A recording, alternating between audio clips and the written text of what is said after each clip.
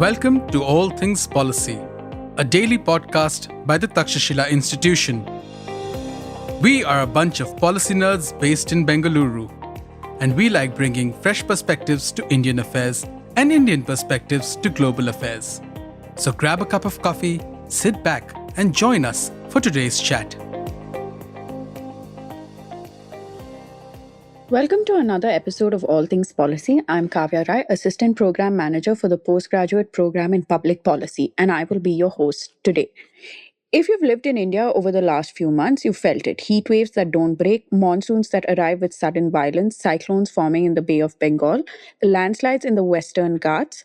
This isn't unusual for India. We live with disasters across seasons. What's changing is how we prepare for them.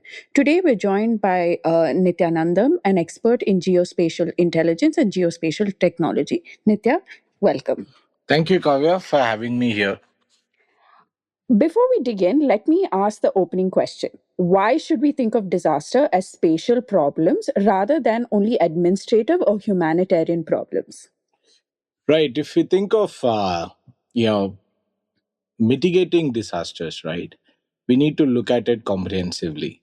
But if we think of as a problem that we need to manage, right, then it is an administrative problem. Right. I'll explain you what it means. So most of the disasters are you can categorize in two ways. One is man-made and the other one is natural, right? In either cases, it is not just originating from that particular point. It's variety of disasters we have been witnessing in India, but then most of them are triggered somewhere and the impact is happening in other place. Right. So it's basically the connection between one spatial entity and other one exists in this entire scene.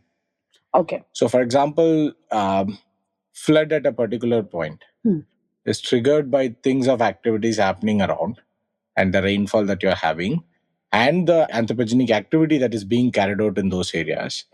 It could be more of vehicles which are passing by. It could be the construction activity which destabilizes the slopes.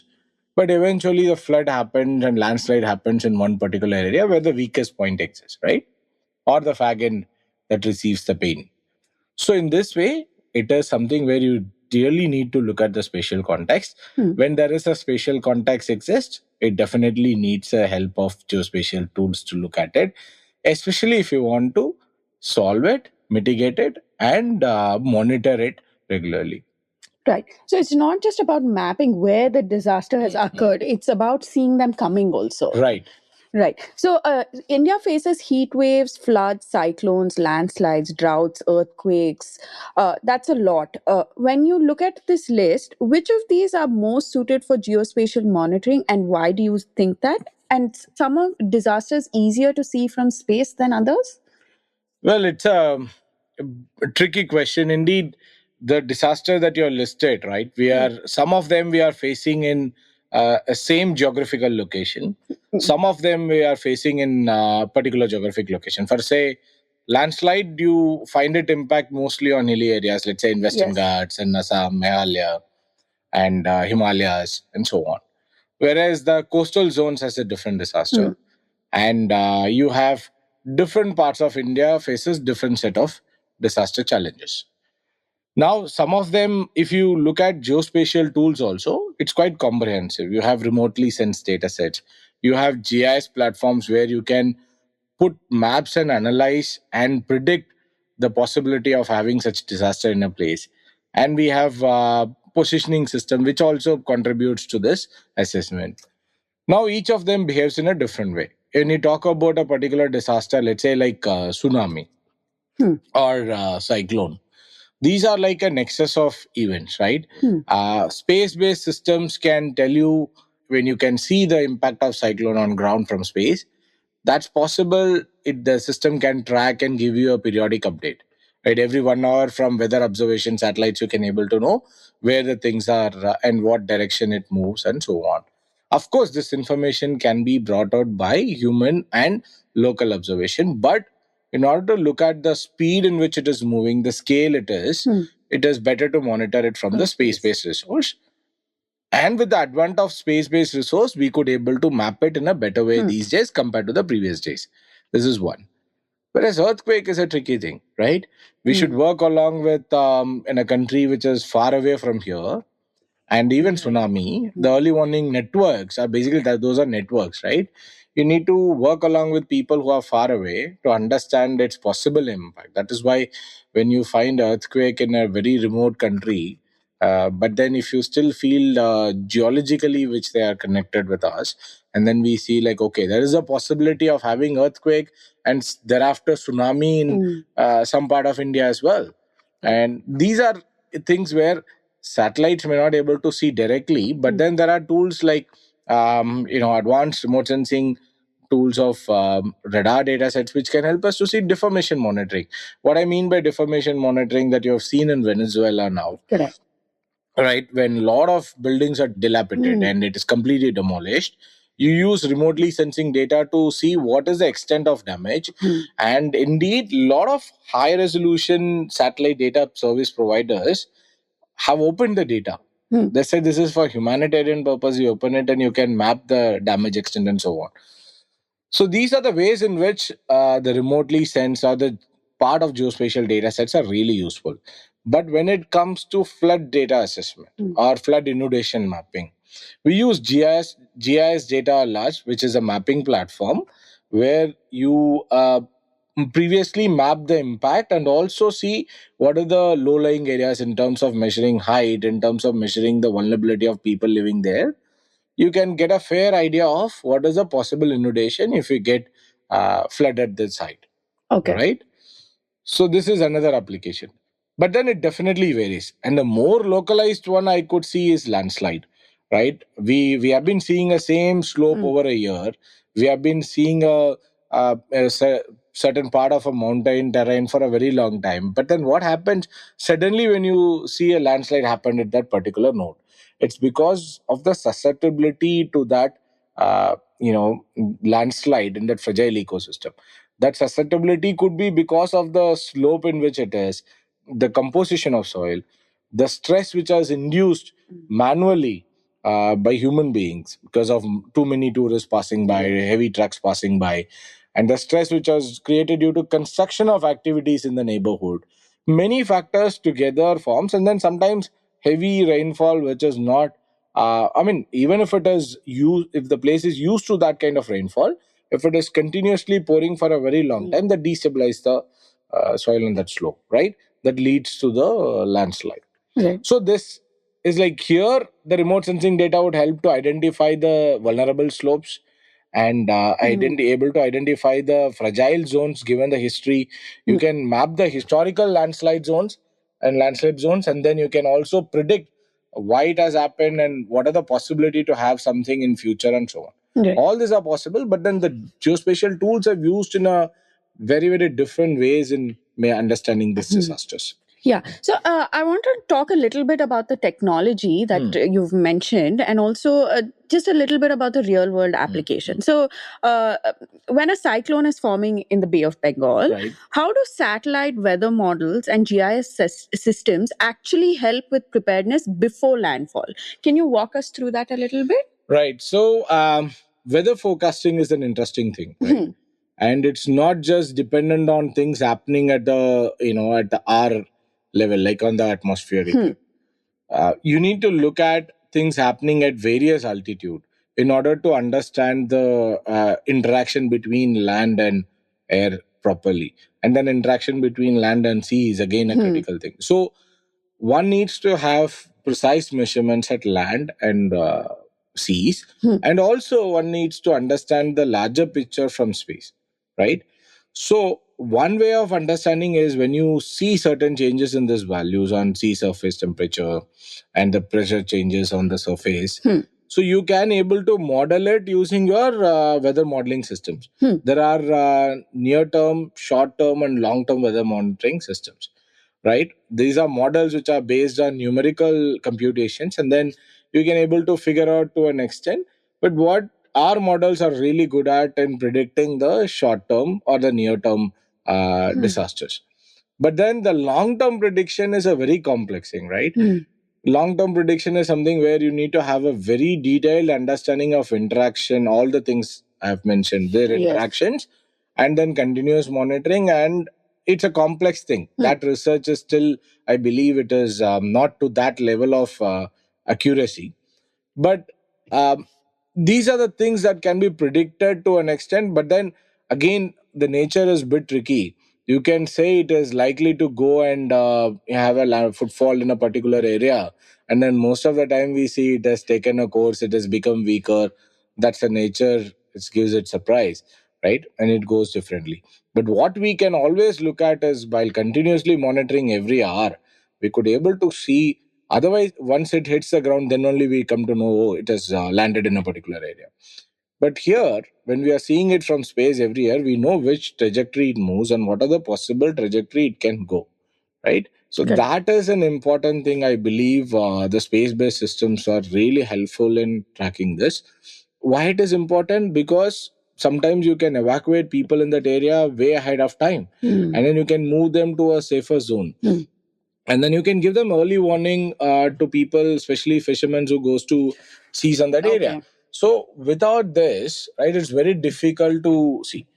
But this is again a field that the research continuously need to be there, and we need to work towards a long-term forecasting where better plannings can be done. Okay, so basically, it's using forecast to inform logistics. You can say inform logistics.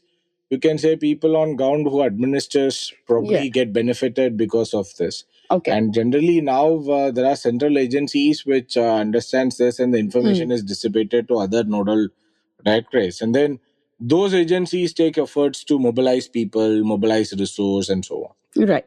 So I want to move to another disaster type. So floods are recurring across India, from Assam to Bihar, Kerala. Urban centers like Chennai, Mumbai, Bangalore are all faced with this. So what does good flood mapping actually involve? Uh, well, this is something which, let's say, in last close to 2 decades, I'm in this field, and I've been hearing this, problem statement recurring, and there is no comprehensive solution till date on this. The reason for that is, what is the cost for a urban flood, for say? The cost for urban floods most of the time is due to rapid unplanned urbanization, and people builds structures in a way water naturally travels, right? But then other reason for that is like unexpected heavy downpour in a very short time. When our natural drainage systems are poor, the cities are struggling to spread the water out, and then thereafter it gets stagnant in a place. That's caused flooding, right? So, but what is required is to understand to have a better flood inundation mapping. Even ISRO puts out flood inundation mapping of cities, and it has been claimed as 85% accurate. But what is really needed is precise understanding of two things. One is the natural drainage in that area. I'm not talking about the rivers which flows into the cities. The natural drainage, once we have this building footprint and all in place, and see how it drains, right? Second is the development of monitoring of development of these buildings and other infrastructure which may block the water flow. Okay. Right? What happens here is, at certain points in a city, the floods are not because of heavy downpour. It's because of how it is managed in other node of the city. For example, let's assume we have a big industrial area, and for some reason they just diverted water into a particular part of that. Another area which is low lying will definitely face the heat even after the rainfall stops, right? Just because it is getting rained into some other area. So these are the things require precise surface mapping. Now, this raises a question of what is precise surface mapping. Is it something the digital elevation model which are freely available? Can we use that to see, or we need a digital surface model where we can get precise elevation of build up lands and also on the surfaces and so on? You typically need a high resolution elevation model which includes building surface and all the structures and so on. For that, people moves to a level something called lidar, the light detection and ranging, from not necessarily from space, from airborne level also. Now, if we carry out airborne survey for few cities in Assam, Chennai, Bangalore, and Mumbai, will it solve the purpose? The answer is again no, because you need to map it properly. One is the instrument which can give you data. Second is the accuracy that we are putting in replicating real world, because all we need to understand, the main purpose of geospatial data sets is to replicate real world scenario. How good we use this measurement through physics to get into the reality, and how we depict this 3D models, surfaces, drainage flows. Certain activities which we can't see it from space, that triggers on the ground at the last moment, as I told you, it is induced by other human, and it can lead impact on the other area. But this is something which requires a comprehensive 3D digital twin of areas, especially cities, to see its real impact. Right. So this brings me to my next important question, landslides. So landslides in Wayanad, Himachal, Uttarakhand, Sikkim show how rainfall, slope, geology and land use change combine. Okay. So can geospatial tools predict landslides or only map susceptibility? Right. So these are two different set of research, right? Susceptibility mapping is given a scenario, these are the areas which are vulnerable. Let's say if you have a slope above this percentage, or if you get rainfall in this area which are above this particular value, and if it is at a proximity level to a road, then we can come to a conclusion, these are vulnerable areas, these are susceptible for the landslide. And when there is less vegetation exists in that area, and so on. But prevention is something where you require a continuous monitoring of that area. And when a particular scenario is likely to happen, let's say when there is a heavy downpour, and prevention is like you are continuously monitoring the slope when this particular things are happening. At that time, weather is in the verge of having landslide or the slope is stabilized, that requires precise ground measurement. That could be a smart sensor to be deployed on it. But you won't believe, Kavya, if you look at thesis, the research things which are carried out and related to disaster in, let's say, in Tamil Nadu, Karnataka, and so on, look at the number of theses which are there on these topics. Most of them studied Western Ghats landslides and so on.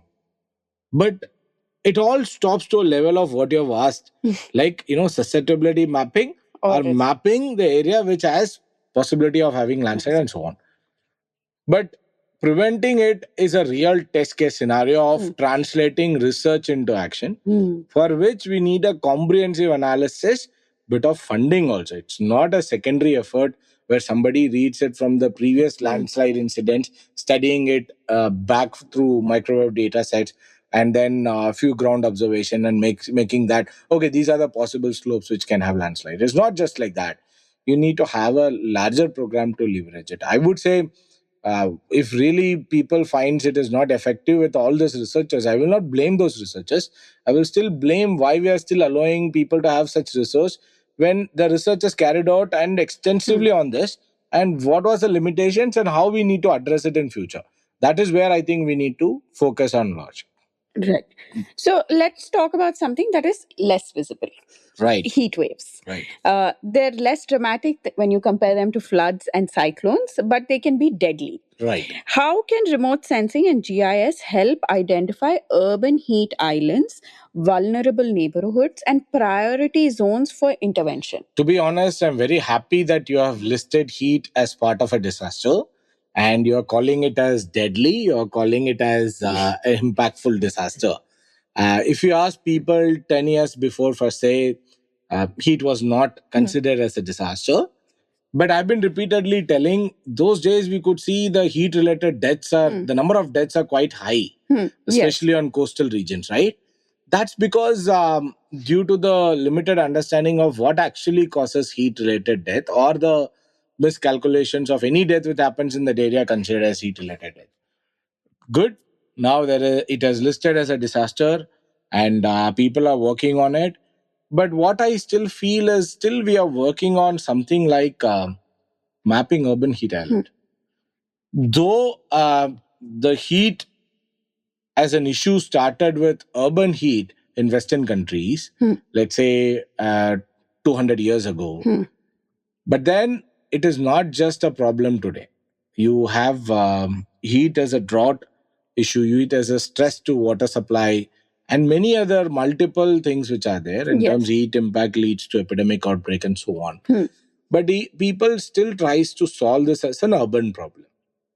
But again, what I understood, there are little bit effort taken by government agencies in order to mitigate heat.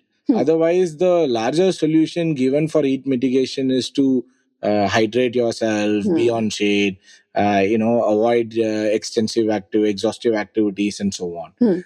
But now there are efforts, funding given there to, I recently learned that some amount of money has given to almost 12 cities to do something with heat and heat mitigation plans. But my fundamental question comes over here is, unless cities map what is the source for it, right? One is like city can use the funds to minimize the heat emission sources. Second is they can provide a supportive mechanism. I think we are focusing more on supportive mechanism.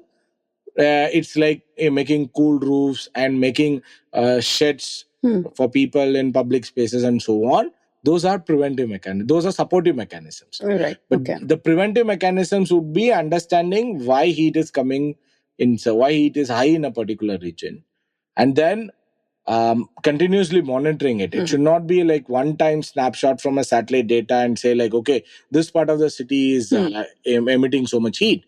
So that requires a continuous effort, and that continuous effort, I would say sufficient funding should go for data collection on ground through smart sensors, and then finding out solutions which are sustainable, which can actually bring heat. Third is comforting people. At the end of the day, whatever we are doing on this, it should comfort people, right? That should improve the thermal comfort of people. One example I've seen it, I don't know how it works. What China has done recently on spraying water from the roof of the building, it's clearly mist around your windows, right? Yeah. Actually, it's a fantastic thing. We do it on road, right, to minimize the dust which plums up during summer. But then what happens here is interesting. They spray water from the building rooftop on the facades of the building. So the high story, let's say the entire facades of high story building, it's getting cool. And basically you are not feeling the heat, and it reduces the energy consumption. Of course, it takes water, it's mandatorily needed water, but they are spraying, they're not pumping it hard. So in that way, well, that's one of an innovation that people can also adapt in very high rise buildings. But we definitely need to look at this silent disaster. Otherwise, compared to air pollution for say, which is very visible, this is not visible. But people say हम क्या कर सकते हैं, but हम कर सकते हैं कुछ. While air pollution comes in, cities try to minimize the vehicular flow, try to restrict construction activities. Similarly, for heat also we need to do something, because it ultimately deals with individuals' well-being at the end. Yes.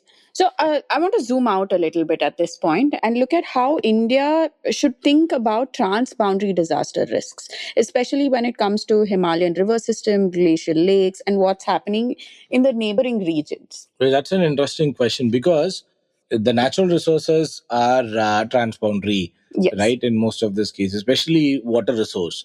And when we have seen what is actually an impact likely to cause, and we are all worried what happens if China builds a world largest dam in Medong in Tibet, and how it will impact the northeastern states of India, which is again depends on Brahmaputra, which is the river which starts from originate, passes through Tibet, and then it ends in Bangladesh after passing through northeast India.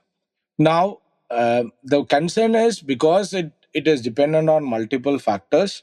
Let's say glacial lakes, it depends on rainfall in that area. It depends on a lot of human activity which happens all along the river.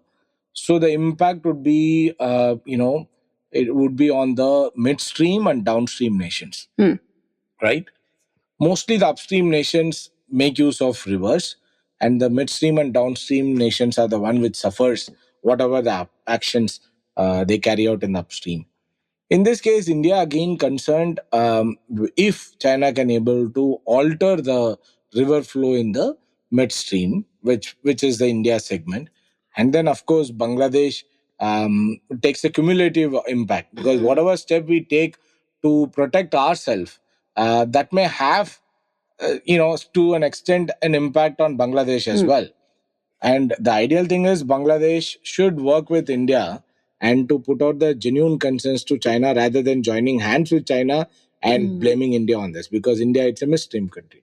The main, the causative factors come from the upstream country, and they are building multiple dams.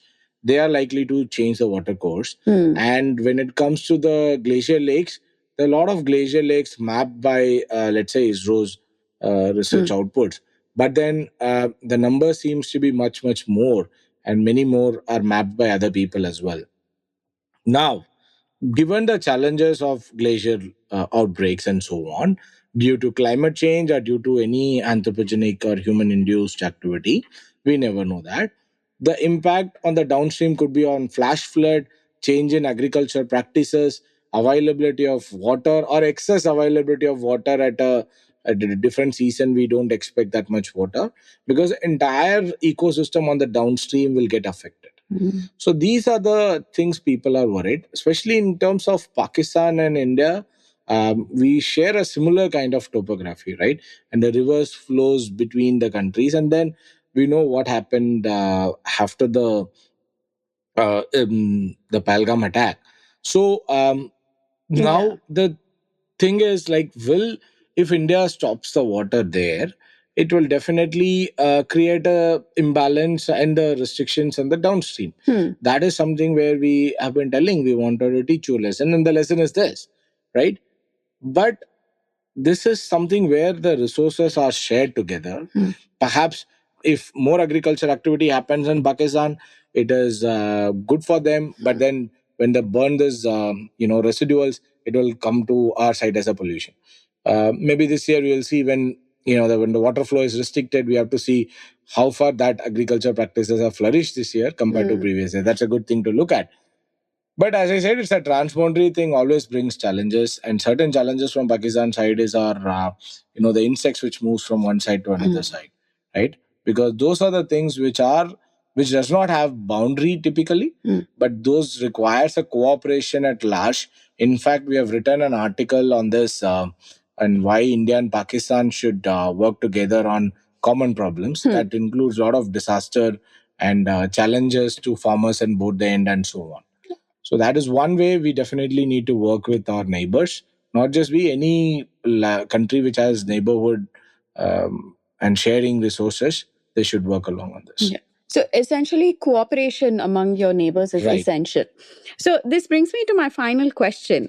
So if you had to advise the NDMA, the state disaster management authorities, and the district administrations, what are the 3 geospatial capabilities that India must build urgently over the next 5 years? See, it's not about advising anyone here. It's about what we can do better in order to help people and to support governance at large. So what may be done, because most of the time the resources are used for the post-disaster events, and the pre-disaster focus can be enhanced by not just by mapping the vulnerable areas and vulnerable disasters. Perhaps the commitment to have continuous monitoring and studying it through geospatial lens would definitely help them. And this is, I will still boils down to one step lower than the state level disaster management authority, the district level GIS cells. We need it for multiple applications, where the disaster management can take a larger composition of that, the workload of that GIS based cells. Because what it can bring is, like, it can bring people who can work on the local problems that is completely different from a district to district. Every district may not have a similar problem, but they will be having some challenges. So where that can be scientifically studied, discussed in forums, and people can look at, okay, these are the challenges and some very good use cases, how local practices or nature based solution which have been used in that area can effectively be adapted in other area. That is something where it comes when the district level GIS cells works on it. Second is having advanced remote sensing sensors. It not necessarily need to be at a space based level. It can be at ground-based sensors also, which can understand this disaster, which can understand many connective factors which can trigger this disaster. The third is involving community, right? So as long as the community is involved in this process, they are very much aware and they can actually help to mitigate it in a better way. If the community is distant from whatever is happening, then it is difficult. Because, for example, if you see countries, people use the community level help to monitor weather stations. People use community level interventions for understanding lightning sites. For say in Hong Kong, every citizen can see a lightning, and if possible you can click picture and then you can share it in a database. So the records which are getting difficult to map through a conventional source may be mapped in an unconventional way through this kind of community engagement. Right. And an awareness on certain things like heat is essentially needed, because those are, as you said, silent disaster which can have impact on health, productivity, and at economic at large. So we definitely need to look at it as a big problem. Right.